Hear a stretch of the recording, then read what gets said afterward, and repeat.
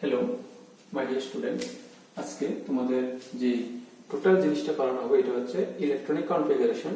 Total যে element গুলো আছে in periodic table 1 to 1 number of 180 তার শর্ট ফর্ম কিভাবে তোমাদের করা যায় এটা আজকে দেখানো হবে। দেখো, periodic table modern long form যেটা সায়েন্টিস্ট মোজলে আমাদের ইন্ট্রোডিউস করেছিল বা আমাদের সামনে তুলে ধরেছিল। এখন মডার্ন পিরিয়ডিক টেবিলটাকে আমার মডার্ন যে পিরিয়ডিক টেবিলে গ্রুপ নাম্বার আছে, টোটাল গ্রুপ নাম্বার আছে 18 number of groups and period আছে 7 নাম্বার অফ কলাম। পিরিয়ডিক টেবিলটাকে আমরা চারটা মেইন ব্লকে ডিভাইড করতে পারি বা ডিভাইড করা হয়েছে S block, P block, D block and A block.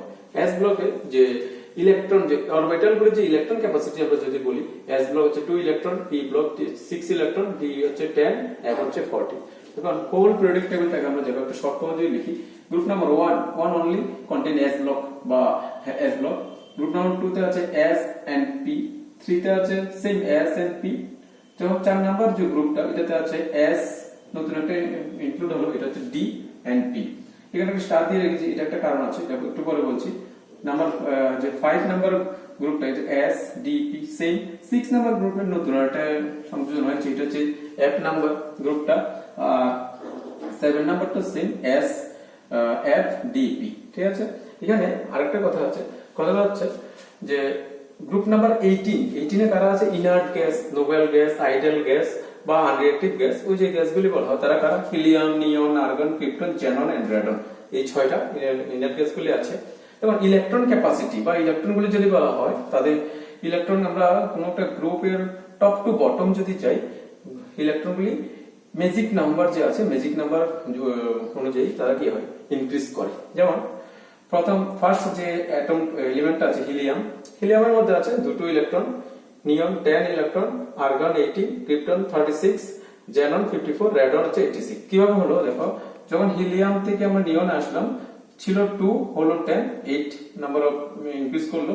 দেন এভাবে নিয়ন থেকে যখন আর্গন আসলাম, 10 ছিল নিয়ন অ্যাটমিক নাম্বার, আর্গন হলো 18, নাম্বার 8 ইনক্রিজ করলো। এভাবে 8 8 18 18 32 এভাবে ইনক্রিজ করে। প্রত্যেকটা গ্রুপের আমরা যে টপ টু বটম যাই, অ্যাটমিক নাম্বারগুলো এইভাবেই ইনক্রিজ হয়। ঠিক আছে, এখন এখানে একটা ক্লু লাগবে। ক্লুটা হচ্ছে যখন আমরা ডি ব্লকটা স্টার্ট করব তখন 1 ইউনিট লেস, এটা আমাদের মনে রাখতে হবে, শর্ট ফর্ম করার জন্য কাজে লাগবে। যখন এফ ব্লকটা স্টার্ট করব তখন 2 ইউনিট লেস, এভাবে আমরা স্টার্ট করব। স্যার তোমাদের যদি আমি একটা এক্সাম্পল দিয়ে দেখাই, স্যার ধর না এখন আমরা এখন একটা যদি যে কোনো একটা সাপোজ ধর না আয়রন ইলেকট্রনিক কনফিগারেশন যদি আমরা করতে যাই, আয়রন অ্যাটমিক নাম্বার হচ্ছে 26। এখন 26 এই যে অ্যাটমটা আছে এটা যদি করতে যাই, এটা খুঁজতে হবে নিয়ারেস্ট কোন ইনার্ট গ্যাসটা আছে। দেখো আর হিলিয়ামে সরি বলছি আয়রনের নিয়ারেস্ট যে ইনার্ট গ্যাসটা এটা হচ্ছে আর্গন। তো ওই দিন থাকবে এটা আমরা লিখতে পারি এআর। ক্লিয়ার?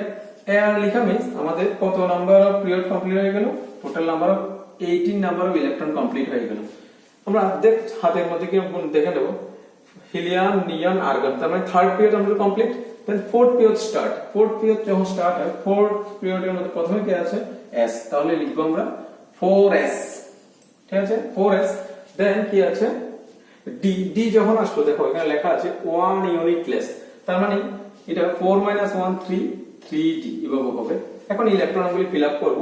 এস যে অরবিটাল ইলেকট্রন ক্যাপাসিটি 2, তাহলে 4s2। এখন 18 + 2 হয়ে গেল 20, আর আমাদের কাছে আছে